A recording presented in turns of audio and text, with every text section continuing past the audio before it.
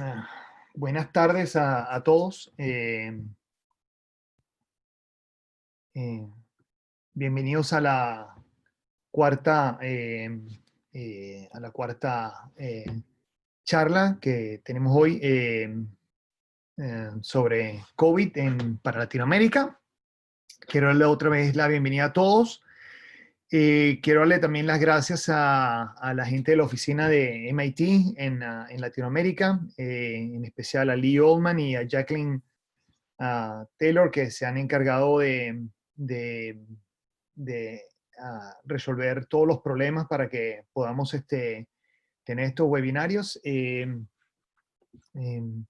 lo que vamos a hacer hoy voy a contarles un poco cuáles son las cosas que yo he aprendido y los problemas que creo que tendremos que resolver en el futuro, tanto para Latinoamérica como para el resto del mundo. Y, y antes de empezar, quiero darles un par de cosas de información.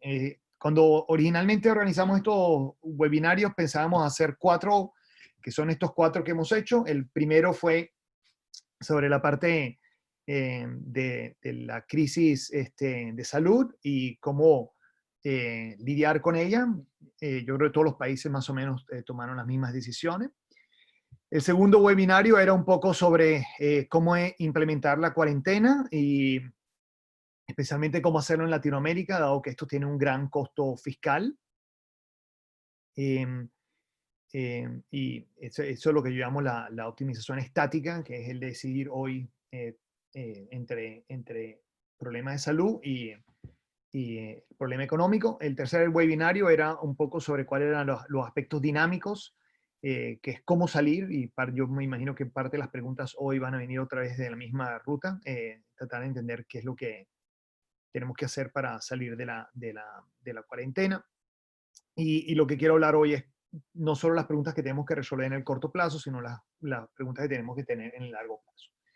Déjeme compartir un segundo un par de cosas acá que quería mostrarles. Una es tenemos todos los videos están grabados, distribuidos. Ustedes pueden ir o a mi página web, que es la primera que está acá, que déjeme, la voy a mandar para el chat en un segundo. Ups, perdón. Yo la envío ahorita en el chat, la pongo en el chat, hago el cut and paste y lo pongo en el chat. La segunda es, también tenemos todos los videos. Estos son todos los videos que que yo he grabado, tanto para mis clases, algunos están en inglés, obviamente. Entonces, para mis clases, para los webinarios que he dado para los MBAs, que son de 2 horas los viernes, eh, o temas que he usado para las clases, son eh, relativamente cortos, de 12, 15 minutos de diferentes temas. Esos son los que más agrego, son los que estoy haciendo más. Los próximos que voy a hacer son sobre la matemática um, de la epidemiología y, digamos, tratar de explicarla en forma sencilla. El segundo link son todos los videos que hemos estado produciendo a través de la oficina de MIT en Latinoamérica que están relacionados al COVID. No son solamente estos webinars que estamos haciendo acá, sino otros que se han hecho y otros que van a venir y todos están puestos ahí. Los que hablamos castellano lo hacemos en castellano, los que hablan inglés hablan en inglés. Entonces, hay de todos los tipos ahí. Una pregunta que estamos haciendo es en esta encuesta, y otra vez en el chat lo que va a hacer Lee y lo que vamos a hacer yo, le vamos a poner un poco la información de esto. Pero en esa encuesta lo que queremos hacer es preguntarles si ustedes quisiesen continuar con esto o no, si lo encuentran útil o no. Y que me ayuden un poco a organizar cuáles son los temas que quisiesen que cubriésemos. Entonces, parte de esto es, podemos hacerlo específico por países, lo podemos hacer, digamos, otros temas que yo no haya tocado en estos 4 temas, pero lo que queremos hacer es más o menos que ustedes nos cuenten qué es lo que si quieren o no quieren continuar esto es voluntario y nosotros encantadísimos de hacerlo, pero queremos saber cuáles son los temas que le llaman la atención a ustedes. Entonces, tanto la encuesta, otra vez yo voy a hacer en un segundo, Lee va a hacer el cut and paste de los links, o yo se los pongo también para las encuestas y para lo otro. nosotros no le vamos a enviar ninguna promoción de nada. Quiero avisarle a la gente que no es que estamos vendiendo nada. Lo que le vamos a hacer las preguntas, ahí vamos a decirles, miren, ¿quieren recibir información sobre todas las charlas que estamos haciendo, sí o no? Si dicen que sí, está perfecto. Y lo otro es que si están interesados en, ah, en, ah, en que en que les demos los temas, que ustedes nos den los temas para que los podamos hacer. ¿Ok? Les quería mostrar eso. Entonces, otra cosa, en las preguntas, algo que no sé si lo están usando ciertos participantes, pero en las preguntas, donde dice Q, no arroba, Q, la I y el A, ¿no? QA en la parte de abajo del menú de Zoom. Ustedes, si ustedes ven alguna pregunta que a ustedes les gusta, ustedes pueden decir like y esa pregunta va a subir en las prioridades. Entonces es más fácil para nosotros entender cuáles son las preguntas que les importan y para nosotros nos ayuda. Entonces que ustedes revisan ese tab que dice, se llama Questions and Answers. Lo que nosotros vamos a hacer es ver cuáles son las cosas que les interesan más a ustedes en este momento, las preguntas que están haciendo sus participantes, los mismos participantes, y podemos responder las preguntas, eh, eh, podemos responder las preguntas que sean necesarias. Ok, entonces voy a dividir esto en dos partes. Uno es qué cosas he aprendido de esta crisis, que son importantes. Son, creo que aspectos que de alguna forma, no, creo que algunas cosas yo presumía que las sabía, pero realmente esto me ha confirmado, vamos a decirlo, o las aprendí o me han confirmado los aspectos que de esta crisis, qué cosas son las que he aprendido. Y entonces, primero quiero hablar de las lecciones, son cuatro lecciones. Después, tres preguntas que tenemos que responder como sociedad en el futuro. O sea, qué cosas vamos a tener que lidiar, qué cosas no tenemos una respuesta hoy, pero que tenemos que pensarlas más adelante. Y, y después quiero terminar muy cortito, pero quiero contarles un poco todos los esfuerzos que he estado viendo en Latinoamérica, especialmente en el de producir o recuperar o mejorar el sistema de salud de Latinoamérica. O sea, tenemos que usar este tiempo justamente para lograr que la capacidad del sistema de salud crezca y se dé iniciativas en Argentina, Chile, Brasil, son las que conocía. Hoy estuve hablando con gente de México. Yo creo que es muy impresionante y además es muy inspirador lo que está ocurriendo en todos los países latinoamericanos y quisiese mostrarles un poco, eh, contarles un poco qué es lo que estaba ocurriendo. Yo creo que esto es algo que eh, vamos a tratar de coordinar mejor como información para que justamente, qué sé yo, alguien en Perú está tratando de hacer un ventilador y no sabe cómo resolver un problema y resulta ser que el argentino ya lo resolvió. Entonces, vale la pena que tengamos una comunicación entre los países, porque en este momento, si bien el intercambio internacional se ha reducido en forma dramática, eso también ha desmejorado el intercambio de información. Entonces, yo creo que MIT pudiese jugar un rol ahí y Lee, Olman, Jacqueline y yo estamos pensando cómo podemos ayudar y contribuir un poco en tratar de resolver estos problemas. El problema de los ventiladores, la construcción y la manufactura de los ventiladores es un problema, pero realmente ese es uno de los problemas más menores. Hay problemas bastante importantes como la aprobación de todos los ministerios de sanidad, de estos dispositivos y toda la logística. Entonces, quiero que no hay que subestimar esos aspectos. Entonces, déjenme empezar un poquito con las lecciones, estos tres temas que quiero discutir hoy. El primero, algo que aprendí es que no hay sustituto al contacto humano. Yo creo que todos nosotros hacemos ritos que muchas veces cuando somos jóvenes los consideramos como ritos inútiles, inertes, el reunirse en familia.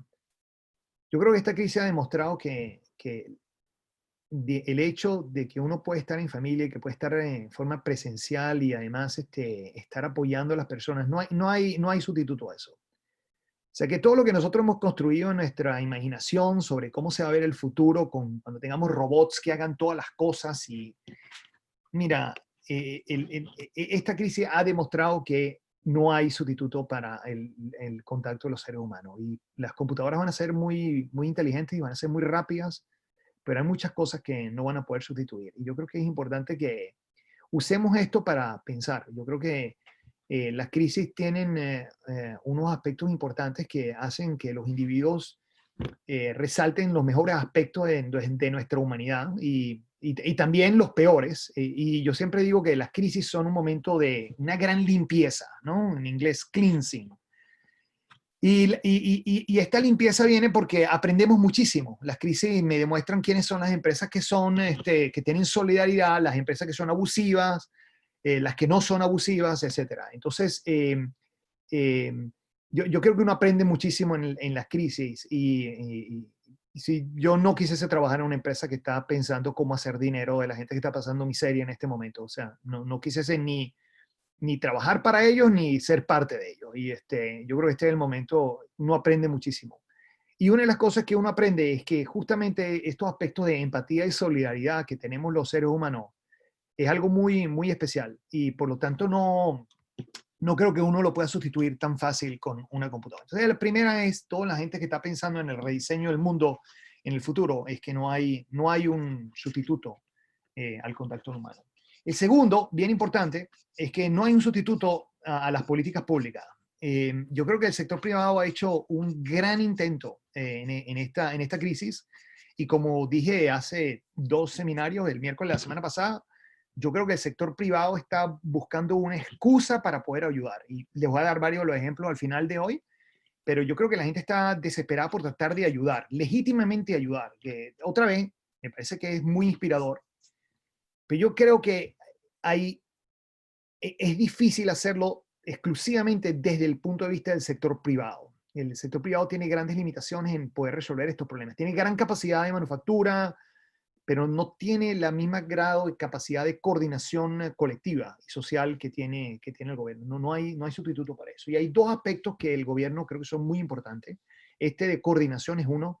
Yo creo que un gobierno que tenga un mensaje claro y que indique cuál es la ruta que se debe seguir, aunque sea incorrecta la ruta, aunque no sea perfecta, el hecho que eh, eh, eh, es, eh, podamos resolver el problema y todos encaminarnos en una sola dirección, eh, va a ser hace que la economía pueda funcionar mejor y podemos de alguna forma no solo encaminarnos, pero poner todos los esfuerzos en una misma dirección. Ah, el segundo es una cosa que aprendí es que muchísimos de nuestros servicios sociales y bienes públicos que generamos no estaban diseñados para atender las crisis que tenemos en este momento. Por ejemplo, en el seminario anterior hablé de 4 tipos de desigualdad que esta crisis está produciendo, o sea, no un problema de ingreso exclusivamente, pero aspectos de desigualdad que no nos imaginábamos y no sabíamos que existían. Uno es la desigualdad al acceso a salud y del servicio de salud. Yo creo que nosotros sabemos que el sistema de salud de la gente menos pudiente de nuestros países es peor, lamentablemente, que el que tenemos acceso mucho a lo que estamos en esta charla. Pero esa distancia se ha exacerbado porque justamente uno tiene un grado de flexibilidad mayor y tiene más capacidad uno que el otro y esa desigualdad ha aumentado. Segundo, el que he hablado ya 3 veces, o sea que esta es la tercera vez, ¿no? O sea, es la desigualdad que existe por el sistema educativo. El sistema educativo público siempre está por detrás del sistema de educación más privilegiado, el privado, por ejemplo. Pero en esta crisis esa distancia se alarga porque uno tiene la capacidad de ajustarse y el otro no tiene la capacidad de ajustarse. Estos son los dos bienes públicos más importantes que generamos en todos nuestros países y lamentablemente no tenemos la capacidad de suplirlos. Y yo creo que tenemos que repensarlos para tipos de crisis de esta manera. Que hay una tercera muy importante que es la flexibilidad laboral, y aquí hay varios aspectos de flexibilidad laboral Y cada vez que pienso más en estos temas, descubro alguna otra más. ¿Okay? O sea que esto también está como que evolucionando. Pero uno de los aspectos es la habilidad de las personas de hacer su trabajo en forma remota. Esa es una que es claramente no todos tenemos la misma habilidad de hacer esto remoto. Hay otro aspecto que es la informalidad. Cada vez que pienso en cómo proveer ayuda a los hogares que están en el sector informal, es una tortura, porque no es fácil, no es fácil. Y los países desarrollados ni siquiera piensan en esto, y los investigadores que están en los países desarrollados no piensan en estos temas, porque la informalidad en Austria, no sé cuántos habrá, pero habrán 5 tipos que están en el sector informal, que son informal porque no tienen alternativa. La mayoría de la gente en el sector informal es por decisión propia, es que es un arquitecto que quiere tener su propia empresa y no quiere, no, lo hace todo a cuenta propia y ganando por hora, pero es porque justamente está muy privilegiado, no es porque la está pasando mal, es por decisión propia. Y la informalidad en los países desarrollados es relativamente pequeña y por lo tanto no piensan en estos temas, pero en Latinoamérica yo sigo pensando cómo le vamos a dar los recursos a la gente que no tiene forma de documentar su ingreso. Es una complicación, que no tiene cuentas bancarias. Entonces, la informalidad para mí es un problema importante porque no sabemos cómo proveer la ayuda. Entonces, ustedes se podrán imaginar la desigualdad que hay, ¿entiendes? O sea, yo inclusive puedo tener el mismo salario que una persona del sector informal. Supónganse que ambos salarios son bajos porque ambos están a salario mínimo, pero uno tiene un mecanismo formal mediante el cual el gobierno le puede hacer llegar los recursos, mientras el otro no lo tiene. Entonces, complicadísimo. Yo inclusive he estado pensando cómo hacerla, proveer bienes gratis, ¿entiendes? Que se le dé a la gente la electricidad, la internet, la televisión, la educación online gratis, porque si no proveemos a través de bienes, es complicado hacerle llegar estas cosas al sector informal. Y bueno, estas son las dos desigualdades. O sea, una es movilidad, la otra es el de la informalidad. Y por último, la tercera es la habilidad de mantener su trabajo, o sea, de no ser despedido. Y yo creo que esa ha sido muy, muy grave en los Estados Unidos, eh, donde las empresas, como no han tenido ningún sistema de apoyo, han terminado despidiendo a la gente y tenemos unos despidos masivos en los Estados Unidos en este momento y van a continuar, porque muy poca ayuda les está llegando a las empresas. Entonces, al final, miren el nivel de desigualdades. Tenemos desigualdades de salud, tenemos desigualdades de educación, tenemos varias desigualdades en el mercado laboral y la flexibilidad de los individuos en el mercado laboral. Y la tercera es una que es súper conocida, que es la desigualdad de acceso a finanzas. Esa es la única que entendemos más o menos bien porque tenemos mucho tiempo ya estudiándola. Pero a la larga, tenemos unas desigualdades que se han incrementado brutalmente en esta crisis y yo creo que es importante entender que hay un rol importante del gobierno en pensar cómo hacer que estas instituciones sean robustas a crisis. Entonces, es complicado sustituir estos aspectos del punto de vista del sector privado. Estos son bienes públicos. Y los bienes públicos necesitamos a alguien que los provea y tenemos que proveerlos a través del sector público. La coordinación y todos estos servicios públicos. Entonces, dos lecciones. Una, no hay sustituto a los gobiernos. No importa qué tanto no nos gusten. O sea, es más, a mí no me gusta ningún gobierno. ¿Okay? Solo para aclarar, en general no me gusta ningún gobierno. Y tengo amigos en varios gobiernos, pero en general los gobiernos no me gustan.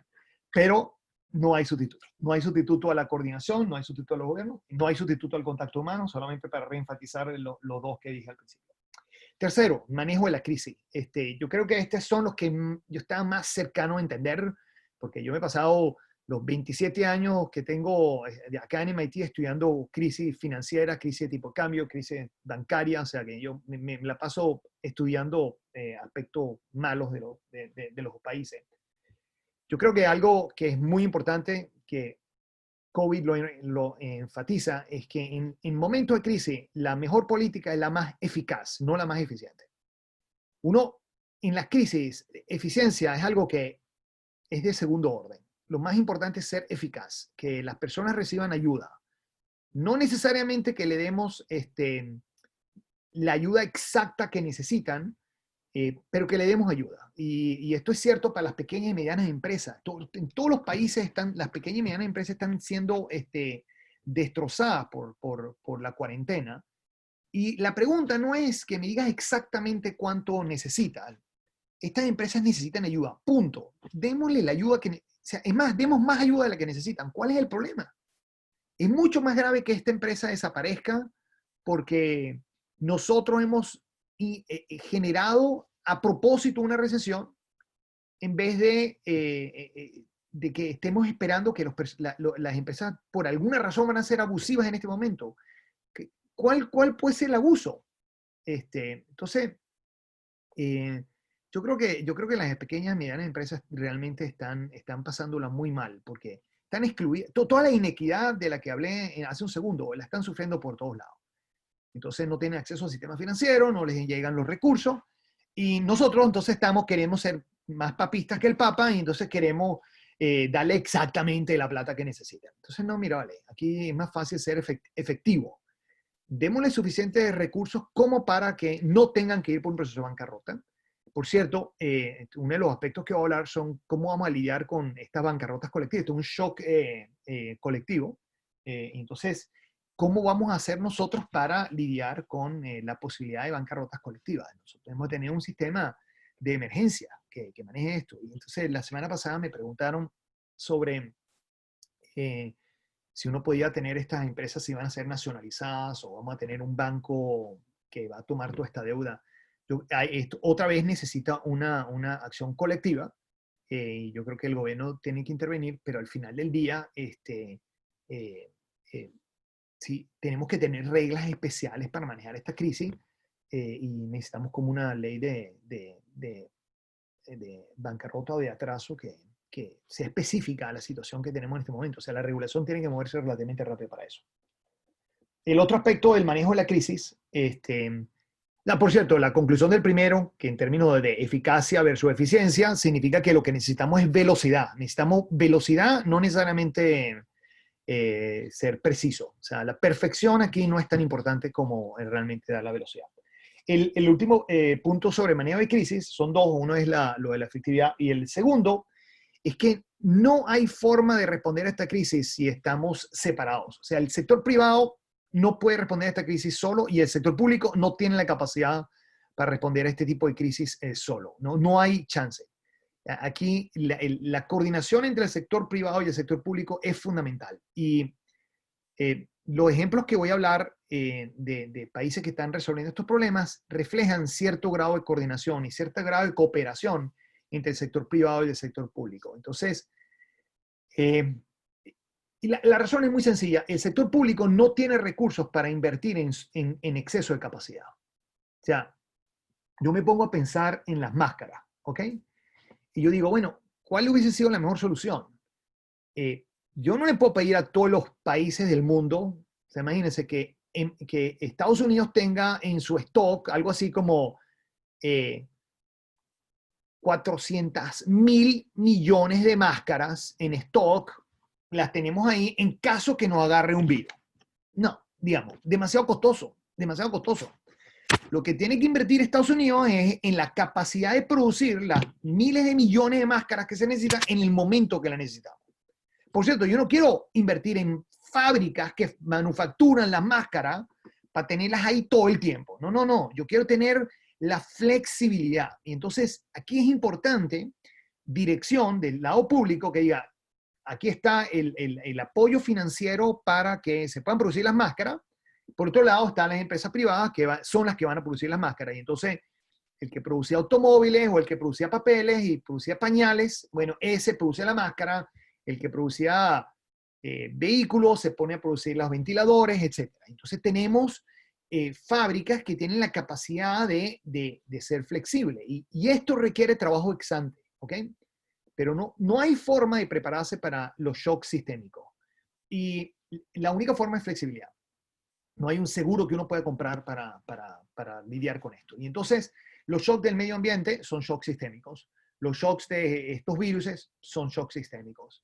Las crisis financieras últimamente son prácticamente shocks sistémicos, en las cuales todos los países sufren. Y claro, todos sufren en diferentes grados, porque cada vez que un país estornuda, a pobre Argentina le da neumonía, ¿no? O sea, los argentinos siempre sufren en exceso todas las crisis de todos los países del mundo que les pasa, pero todos somos afectados, todos somos afectados. Entonces, estos son, al final del día, a pesar de que sean producidos en un solo lugar, se transforman en shocks sistémicos para todos los países. Por lo tanto, tenemos que trabajar en la capacidad de recuperar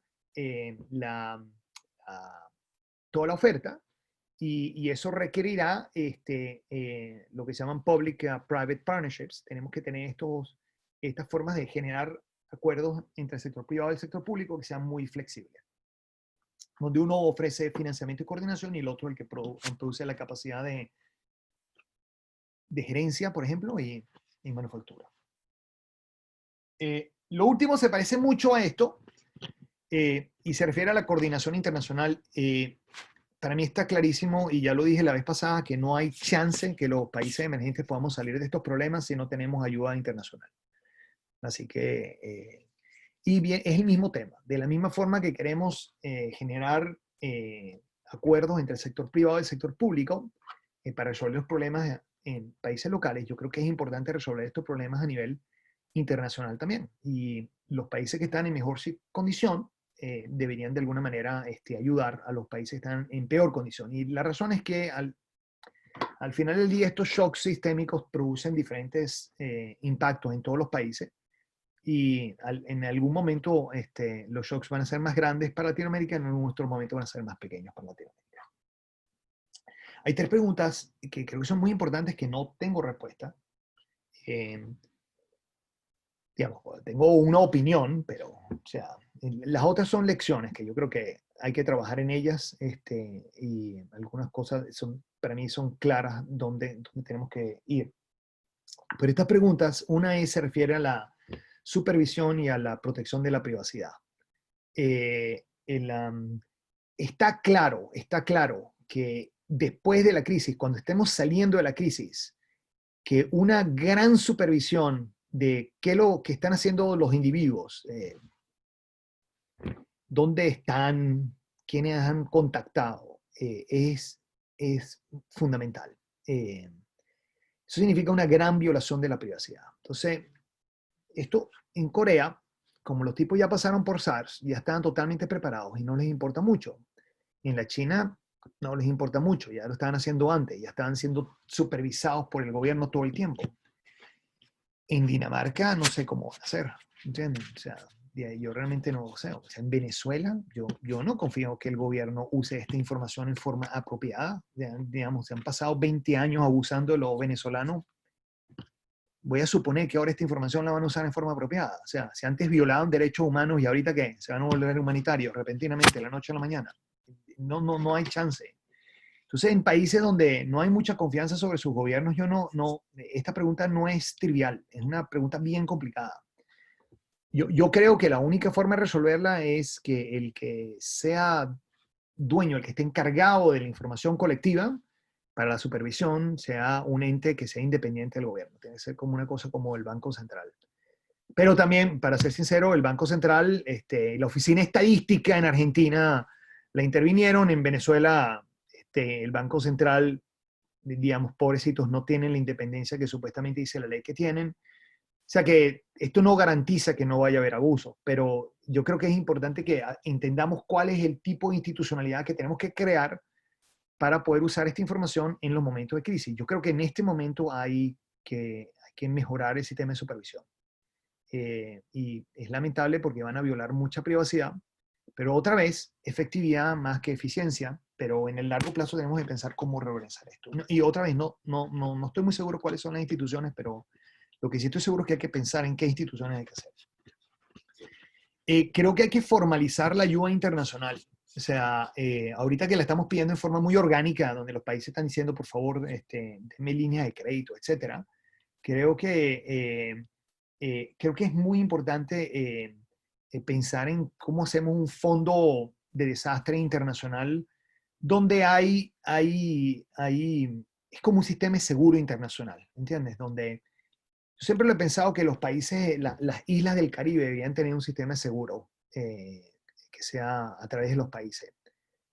Había una persona en el Banco Interamericano de Desarrollo, Osmel Manzano, que estuvo pensando mucho esto por mucho tiempo, tanto en Centroamérica como como en la isla del Caribe. Y la idea de Osmel, que me parece realmente muy, muy acertada, era que cuando viene el huracán, ¿entiendes? Yo no sé si se acuerdan del Caribe, pero el Caribe es como una pequeña curva, ¿ok? Están todas las islas organizadas en una curvita. Entonces, cuando viene el huracán, típicamente le pega a una isla, pero no le pega a dos.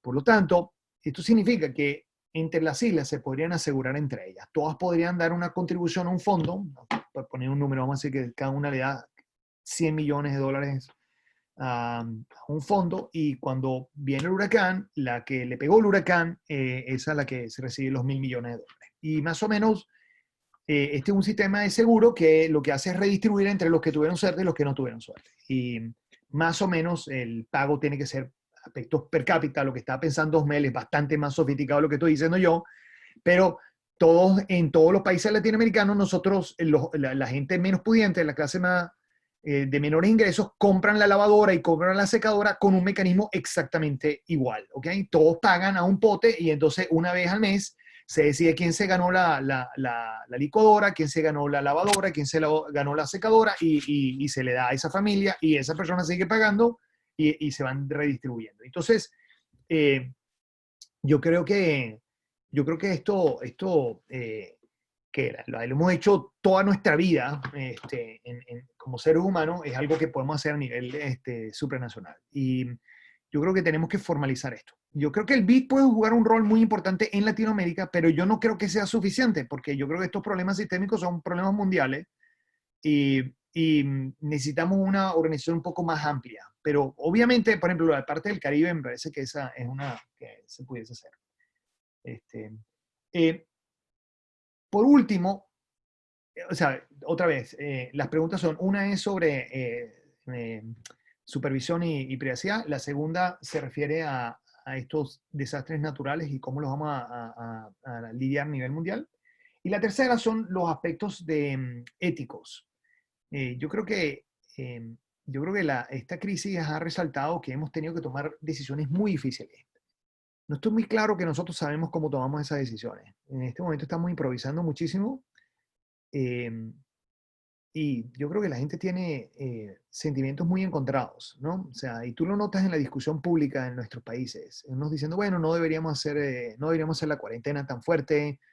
Total, digamos, se van a morir la gente que se va a morir de todas maneras, ¿entiendes? Hay mucha gente que hace epidemiología, argumenta eso.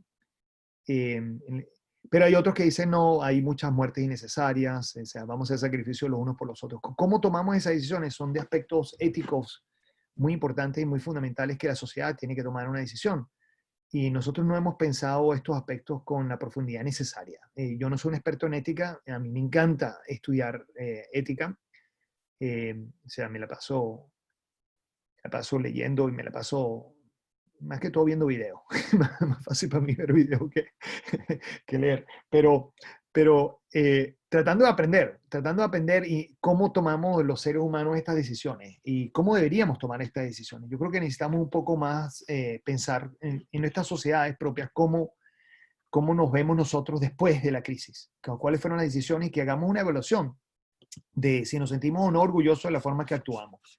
Yo creo que eso es importante. Y si no nos sentimos orgullosos, o si pensamos que hay que mejorar, hay que tener estas discusiones. Déjeme contarle por último, y con esto termino, y así abrimos a las preguntas. Va a tener 20 minutos. No, esto no me va a tomar más de 4 o 5 minutos. Hay varios países en Latinoamérica que han estado haciendo esfuerzos eh, en la construcción de ventiladores. Y yo creo que es importante, que esto ha sido muy importante. Sé que en Chile ya están en producción, sé que en Argentina están en producción, y digamos, hay varias iniciativas, y en Chile, por ejemplo, la Universidad de Chile es uno de los 5 que está haciendo producciones de ventiladores. En Argentina sé que la fábrica de carros, creo que Toyota, ha sido transformada para hacer ventiladores. Sé que en México hay gente que está trabajando, FEMSA está trabajando muy fuerte para también producir los ventiladores, está haciendo 4 diferentes tipos prototipos, tratar de producirlos con cosas que están ocurriendo y que pasan en México. Sé que Brasil hay 4 universidades, o 4 o 5 universidades que están construyendo, diseñando y haciendo los prototipos. Yo creo que estos esfuerzos son muy importantes porque, eh, primero, no, ¿y por qué hablo también de estos 4 países? Porque si vamos a buscar dónde está la capacidad de manufactura de Latinoamérica, hay 5 países. Son Argentina, Brasil, Chile, bueno, 6, Perú, Colombia y México, ¿no? Son más o menos los países que van a tener el chance de no solo producir para ellos mismos, sino para el resto de Latinoamérica. Yo hoy justamente, o sea, ayer conocí a gente en México que está trabajando, es súper inspirador lo que están haciendo y, y, y lo que más me pareció, lo más inspirador fue que una de las preguntas que él tenía era, ok, ¿y cómo le hago llegar los ventiladores a Centroamérica? Y yo digo, qué maravilla, o sea, qué maravilla. Esos somos los latinos a la enésima potencia, ¿entiendes? O sea, están ya pensando cómo vamos a ayudar al vecino. Y eso me parece tremendamente, tremendamente hermoso. En Chile, cuando están haciendo los ventiladores, la pregunta es, bueno, ¿y cómo vamos a ayudar a Colombia? O sea, ¿cómo le vamos a mandar esto a Colombia? Lo que aprendamos a hacer aquí a Colombia. Y eso yo creo que hay que compartir la información y una de las cosas que vamos a tratar de hacer, eh, eh, eh, buscar la colaboración. Y la razón es porque la manufactura de los ventiladores es difícil, ¿ok? No estoy subestimando y sé que, por ejemplo, me acaban en el chat, Maricela acaba de decir que en Medellín ya están produciendo ventiladores, lo que no me parece sorprendente y me encantaría aprender más. Así que, por favor, Maricela, envíame un email porque quiero entender qué está ocurriendo. Pero parte de lo que queremos hacer en Latinoamérica es entender las restricciones. Y la razón es que en México están pensando, vamos a hacer el ventilador que podemos producir en México, dados los materiales y la capacidad que existe en México. Y de repente no se han dado cuenta que parte de la restricción es que el producto o ese insumo lo tienen en Costa Rica. Entonces, mira, si supiésemos cuáles son los cuellos de botella en los países, es posible que haya en la colaboración se pueda encontrar quién le puede suplir a quién. Y hay que buscar mecanismos de hacer el intercambio internacional de forma tal que se pueda llevar a cabo. Lo otro son los problemas, y eso es más sobre información.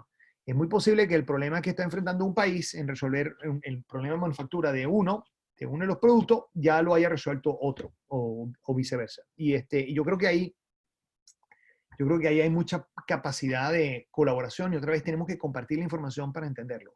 Y como yo creo que todo el mundo que está trabajando en esto, al menos todos los que yo he conocido, ¿okay? O sea, no puedo hablar de todo el mundo. O sea, todas las personas que yo he conocido y que he hablado sobre estos temas, desde Argentina hasta México, todos lo están haciendo con un objetivo social. Y por lo tanto, y como yo creo que los gobiernos latinoamericanos no tienen capacidad de coordinarse, y cero capacidad de coordinación, entonces creo que nosotros podemos hacer, suplir ese rol. Entonces, parte de lo que podemos hacer es tratar de hacer un catastro de qué está pasando en todos los países y entender dónde están cada uno de ellos. La manufactura, otra vez como dije, la manufactura es difícil, pero ese no es el problema más complicado. El problema más complicado es que tenemos que, una vez que estemos manufacturado eso, tenemos que enviarlo a los hospitales que lo necesitan. O sea, el primero es saber quiénes lo necesitan. ¿Ok? Porque no podemos esperar hasta que me estén diciendo que está muriendo una persona para que le enviemos el respirador, ¿verdad? Ese no puede ocurrir. Necesitamos que estos respiradores sean aprobados por todos los ministerios de sanidad de cada uno de nuestros países. Aquí alguien tiene que hacer una supervisión de esto, alguien tiene que hacer el testeo y tenemos que empezar el testeo antes de empezar a producir 5.000 de estos 5.000, 10.000 de estos, ¿entienden? En Chile están pensando construir, no sé, 1.000 a la semana, ¿entiendes? Y entonces la pregunta es, bueno, no sé si son 1.000, pero entre 500 o 1.000 a la semana es lo que quisiesen poder producir. Bueno, antes de hacer eso queremos saber si eso va a ser aprobado o no por el Ministerio de Salud. O sea, son un montón de recursos que tenemos que destinar. Yo entiendo que el Estado puede apoyar y puede hacer las cosas más rápidas, pero después de pasar por eso, entonces tenemos que entrenar al personal. O sea, tenemos que entrenar a enfermeros y no tenemos suficientes enfermeros y enfermeras. Entonces hay que tener todo un procedimiento de cómo vamos a entrenar gente que pueda ser supervisada por alguien que sí sabe, que sean como ayudas y voluntarios para ayudar en los hospitales. Esto es uno de los aspectos de la robustez del sistema de salud que nosotros hemos fallado en todos los países del mundo. O sea, nosotros no tenemos un sistema de reservas de enfermeros y enfermeras. Eso no existe en el mundo, no existe. No existe. Sí tenemos reservas militares, esas sí las tenemos. Y yo creo que una razón por la que tenemos reservas militares, porque como hemos pasado tantas guerras en nuestra vida, entonces la gente se ha dado cuenta, mira, ¿sabes cómo que vale la pena tener no solo al ejército, sino a la reserva, en caso de un enfrentamiento militar? También lo tenemos para los bomberos y para la policía. ¿Y por qué? Porque todo el mundo ha pasado por incendios que son inusuales, todo el mundo ha pasado por problemas de violencia inusuales. Y entonces hemos desarrollado la capacidad en el sector público de tener el conocimiento para poder llevar a cabo las tareas. Eso no existe en los enfermeros y en las enfermeras. O no existe en la dimensión que necesitamos. Y yo creo que esas son inversiones que son importantes que hagamos. Y en este caso en particular no podemos esperar hasta que la gente haga 5 años de estudios universitarios para graduarse de enfermero y enfermera. No, no tenemos el tiempo. Así que vamos a tener que encontrar un sistema de supervisión donde tiene que haber cierto nivel de entrenamiento a la persona que va a manejar el equipo. Esa persona tiene que tener el apoyo y el soporte de alguien que sepa, ¿ok? Y bueno, y vamos a tener que aprender a... Vamos a tener que tirarnos en la piscina a ver si nadamos. Es más o menos lo que vamos a tener que hacer. Pero yo lo que quiero decirles es que a mí me parece tremendamente inspirador lo que estoy viendo que está pasando en Latinoamérica en términos de todos los esfuerzos del sector privado para salir de ese problema. Yo quiero ofrecerles a todos ustedes la oficina de Latinoamérica de MIT y yo en mi persona como vehículo para poder tratar de lograr mayor coordinación de todo esto. Ojalá podamos prepararnos y ojalá nos estemos preparando para algo que no nos afecte. O sea, para ser sincero, ojalá nosotros ya tengamos los anticuerpos con tanto dengue que tenemos. O sea, de repente ya el coronavirus no va a hacer nada para nosotros. Ojalá sea así, ojalá sea así. Ojalá esto sea todo una pérdida de tiempo, pero no es una pérdida de tiempo porque esto va a ser una inversión en humanidad y solidaridad y en eficiencia y en flexibilidad y en acción colectiva. Yo creo que estamos aprendiendo mucho de nosotros mismos. Y si bien esto va a ser una gran inversión, a largo plazo va a hablar mucho de las cosas que podemos lograr. Yo creo que los latinoamericanos tenemos lamentablemente una autoestima mínima en muchísimos aspectos. Y yo creo que esta respuesta sea una lección para todos nosotros. Otra vez lo que yo dije, todas estas crisis son un momento de gran limpieza, de gran conocimiento. Sabemos quiénes son los abusadores, los que no son abusadores. Sabemos los que son solidarios, los que no son solidarios. Y quiénes son los que tienen capacidad de hacer sacrificio por otras personas. Y yo creo que estas crisis son maravillosas para demostrar eso. Yo creo, siempre he confiado que los latinoamericanos tenemos ese gran gen entre todos nosotros y yo creo que esta crisis nos lo va a demostrar. O sea que ojalá estemos haciendo todo este esfuerzo y sea completamente en vano, porque significa que muchísimas vidas fueron salvadas. Pero que lo usemos para acordarnos que tenemos la posibilidad de hacerlo y entonces invirtamos en construir una mejor Latinoamérica para todos nosotros. Déjame abrir a las preguntas y las respuestas. Liz.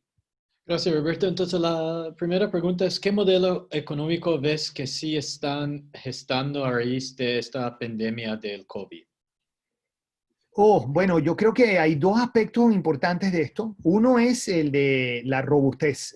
Ya sabemos que el capitalismo no necesariamente genera estructuras que sean robustas, tanto en la producción de la oferta. O sea que el capitalismo, al ser muy individualista y muy pensando muy en la unidad de producción, eso está cambiando y tiene que cambiar porque invertir en la robustez es algo que tú inviertes en las buenas para usarlo cuando es posible que mi empresa ni siquiera esté viva. O sea, que yo haya desaparecido.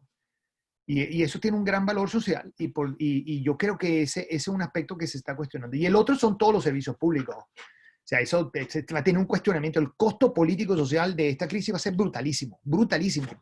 Así que estas son las dos cuestiones que van a ser. Ahorita nadie está hablando de esto, obviamente, digamos, pero yo 2 años, lo único que vamos a hablar va a ser sobre la desigualdad que creó esta crisis y sobre el hecho de que el modelo económico del capitalismo no toma en cuenta las robusteces que necesita el sistema. ¿Y qué crees que cambiará para mejor en el mundo después de esa crisis? Ok, wow, qué buena pregunta. Enrique, qué buena pregunta. Yo, es una pregunta complicada. Yo creo que va a haber muchos aspectos que vamos, o sea, yo creo que hay aprendizaje. O sea, yo no sé si esto hace al mundo mejor. Yo creo que me hace tomar mejores decisiones. Eso es lo que quiero decir. Todas las crisis tienen ganadores y perdedores. Es lamentable que es así. Pero lo más importante es cuál es nuestra reacción a eso. No sé cuántos de ustedes tendrán hijos, pero digamos, mis hijos son mayores. Yo creo que uno de los aspectos importantes de que permitirle a nuestros hijos que cometan los errores es que desarrollan esa capacidad de entender y ver más allá del corto plazo. Estas crisis lo que hacen es nos van a obligar a nosotros como sociedad a ver más en el largo plazo.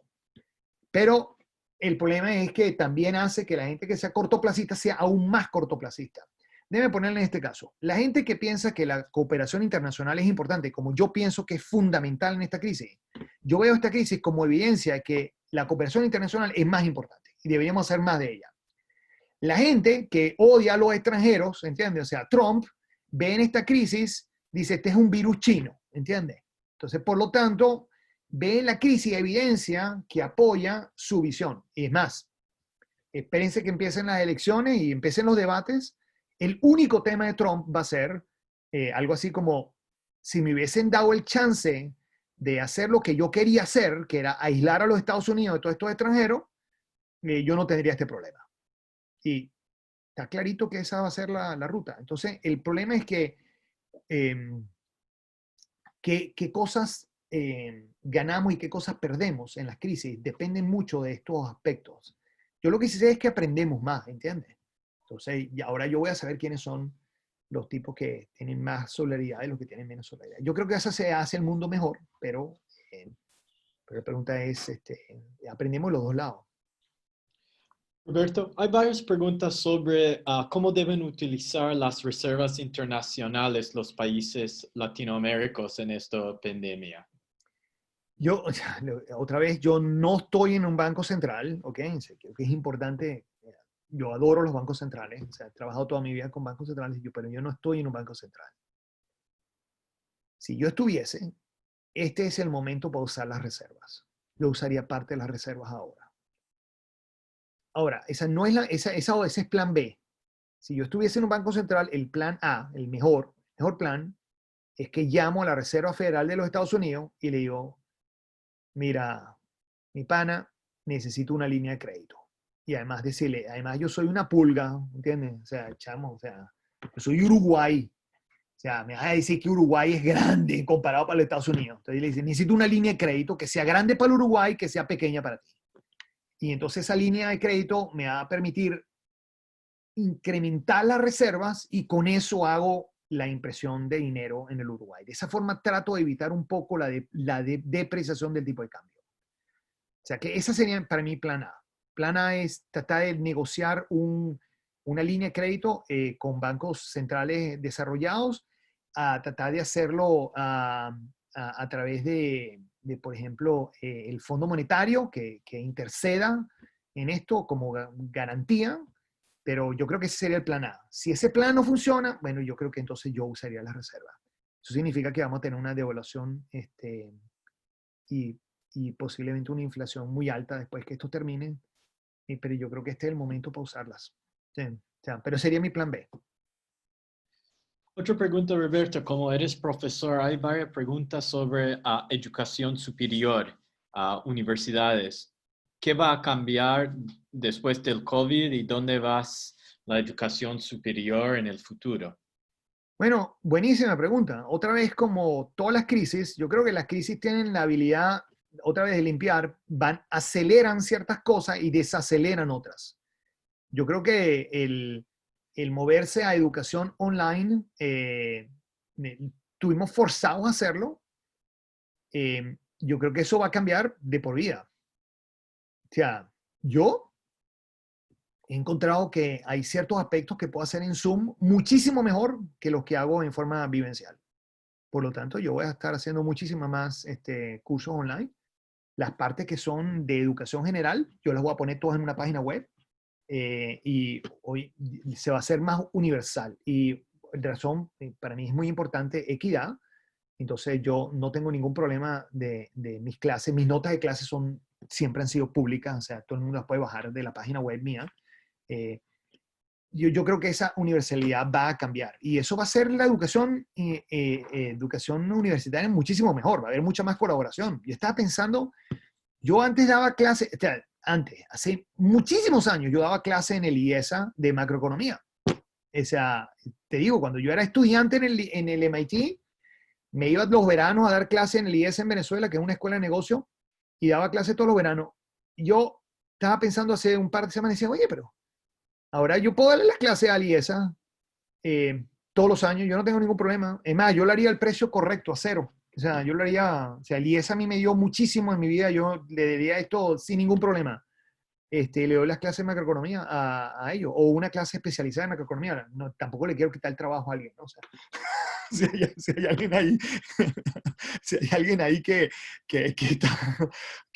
tiene su trabajo, no le quiero quitar el trabajo a la persona, pero yo puedo complementar eso. Yo no tendré ningún problema y no veo por qué no hacer eso. Yo creo que hay altísima capacidad. O sea, tenemos montones de banqueros centrales en Latinoamérica que fueron o son profesores.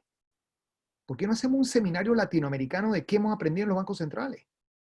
Es más, muchísimos de ellos fueron estudiantes. O sea, una cosa donde todas las semanas yo entrevisto a Ilan Goldfan, el que creó el Inflation Targeting en Brasil, presidente del Banco Central de Brasil, lo entrevistamos. ¿Qué aprendiste? Y para todos los economistas de Latinoamérica.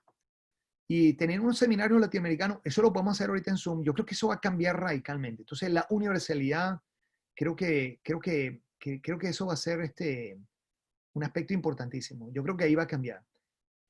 La parte mala de todo eso es que no todas las universidades van a tener la misma capacidad para hacer esto.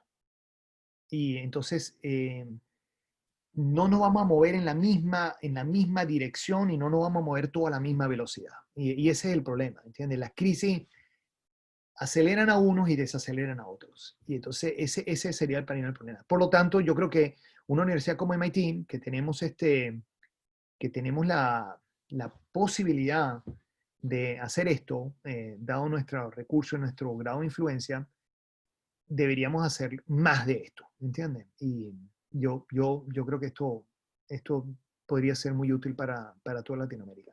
Sí. Entonces, pensando en eso y para pensar por el futuro, ¿qué industrias se verán favorecidas o desfavorecidas en el largo plazo del nuevo mundo para América Latina? Sí, bueno, buenísima pregunta. En el mediano plazo, o sea, en el largo plazo, sé que hay ciertos aspectos de turismo que son complicados para mí pensar en el largo plazo, pero turismo y viajes van a cambiar. Yo creo que esto va a cambiar permanentemente. Sé que no estoy muy seguro cómo vamos a lidiar con eso en el futuro. Y muchísimos países latinoamericanos dependemos muchísimo del turismo. Eh, Dependemos muchísimo de lo que se llama remesas, ¿no? Son trabajadores que están trabajando temporalmente en otro país y no estoy hablando de jugadores de béisbol y jugadores de fútbol, esos siempre van a existir, ¿me entiendes? Son las personas que trabajan en remesas, que van a Estados Unidos o los centroamericanos se van a México y tenemos migraciones entre los países. Estos aspectos van a ser afectados en el largo plazo, lamentablemente. Y entonces, esa parte, sectores que dependan de esto, creo que van a estar más débiles. Creo que los sectores que involucran creatividad del ser humano, que son aspectos que hacemos en pequeñas empresas, que hacemos en la casa, de todas maneras, esos son los que se van a beneficiar. Todas aquellas cosas que tengan la flexibilidad de los individuos se van a beneficiar. Y por último, es lo que he estado viniendo, en que lo dije, creo que fue el segundo día, o sea, el miércoles pasado, creo que fue lo dije.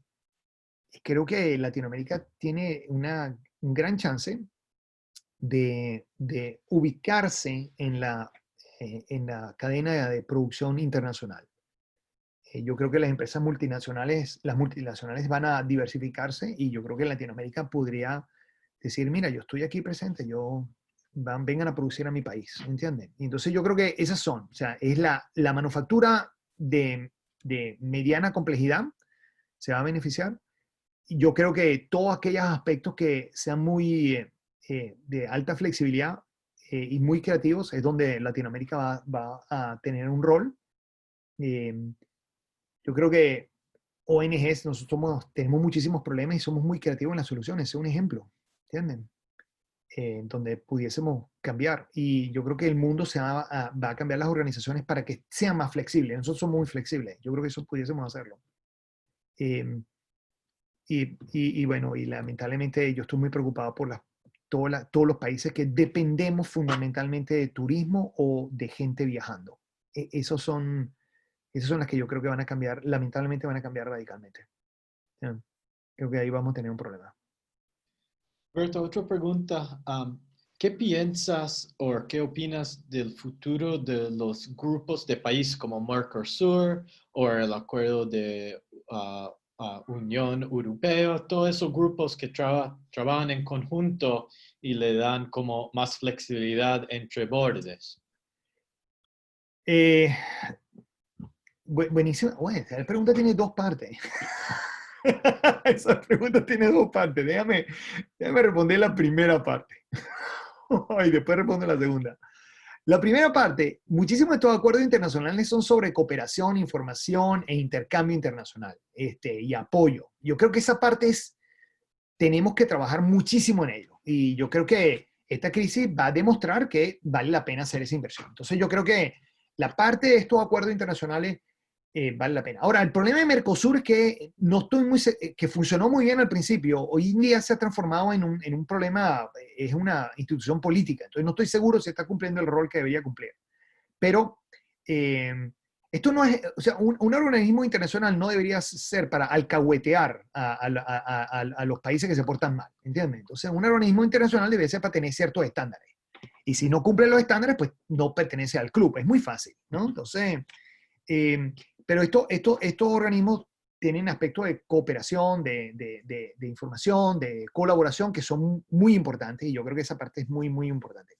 Yo creo que la parte que va a ser difícil es la de movilidad entre los países, ¿me entiendes? Yo creo que esa se va a complicar muchísimo porque justamente los populistas van a estar usando las migraciones como la excusa de por qué hemos sufrido. Entonces yo ahí creo que esa parte se va a desmejorar. Por ejemplo, yo no sé si hablé de esto en este webinar, esto doy tanto que ya se me olvida. Pero hubo uno en Europa, las empresas francesas y alemanas en un momento no le quisieron vender máscara a los hospitales italianos. Bueno, o sea, la Comisión Europea actuó tarde, pero actuó. Y le dijo, mira, tú estás loco, o sea, le vende la máscara, estás loco, o sea, ¿qué se te ocurre? Que no le va a mandar la máscara. Entonces yo creo que esa parte es importante que ocurra, ¿no? Y yo creo que tener un organismo como la Comunidad Europea que dice, mira, tú no puedes hacer eso, se le manda la máscara, entonces se acabó, haz más máscara, eso es muy fácil. Y yo creo que eso son cosas importantes que ayudan, pero la movilidad laboral creo que esa se va a afectar. Y yo creo que eso se va a afectar en el largo plazo, lamentablemente, por eso es que estoy preocupado por turismo. Sí. Ya acabó. Estamos. Ah, será Hay una. bastante, hay 70 más preguntas, entonces. No podemos atenerse, perfecto. Y bueno, otra vez, quiero darle muchísimas gracias a todos ustedes. Yo ni me fijo en el reloj. Muchas gracias a todos por conectarse. Otra vez vamos a colgar el video en la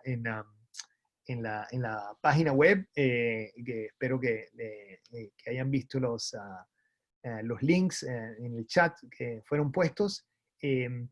La otra cosa es, si ustedes nos dicen en las encuestas que esto vale la pena, o sea, tenemos más de 400 personas conectándose 2 veces a la semana, lo cual otra vez me hace- siento como que pareciera que es útil, pero yo quisiera entender qué son las cosas que ustedes quisiesen mejorar, qué cosas quieren que hagamos diferentes y qué temas quieren que toquemos.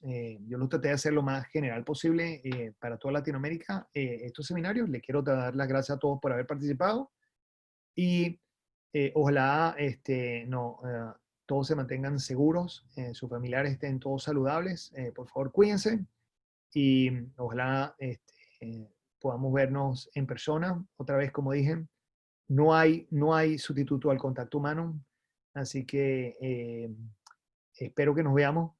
Y los latinoamericanos, los estudiantes del MIT, nosotros nos vemos siempre en Miami, así que en el aeropuerto de Miami. Así que espero vernos y que pasemos esta crisis mostrándole al mundo lo que los latinoamericanos somos capaces de hacer. ¿Ok? Bueno, muchísimas gracias. Que tengan un buen día. Nos vemos.